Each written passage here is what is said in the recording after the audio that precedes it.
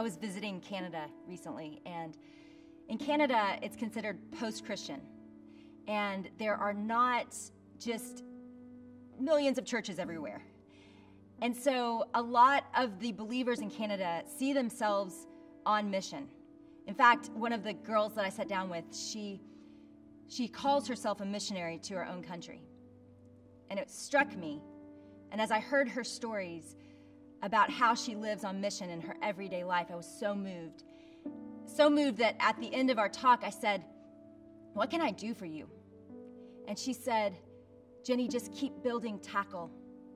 I'm on the water, and I need tackle." And honestly, it defined the way that I would view my ministry from then on. I build tackle to get into the hands of people doing the real work of ministry.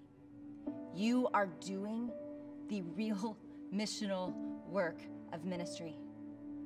I'm so grateful that you do what you do. And honestly, I think more about you leading than I do almost anyone else, because I know that in the end, you will be the ones that invite your neighbors and your friends and your church into understanding the Bible better, understanding Jesus better.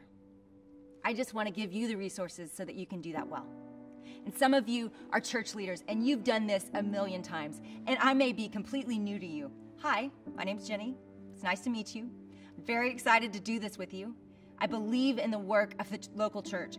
I'm such a church girl. My husband and I have been in local church ministry for over a decade. We believe in the local church. It is God's way of moving his kingdom forward today. And so my hope and prayer is that this tool would serve you and your church in a way that would bring you together, that would cause you to open his word, that would cause you to experience Jesus, and also to be very honest. This is a vulnerable study. You're going to talk about hard things, and you're going to be tempted to let the silence stay and not share your scariest moment or your most difficult sin struggle. Do it. I'm telling you, 1 John, bring things into the light, and he can heal it. We can taste forgiveness when it's in the light. It's in the dark that we're breaking down and alone. And so trust and believe that all the people in your small group are human too. So be honest. And I believe all the resources that you need are here. I'm going to hold your hand. I'm going to walk you through this. And I cannot wait to hear the stories of how God's going to move through you.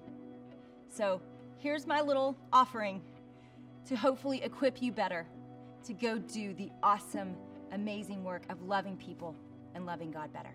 Thanks.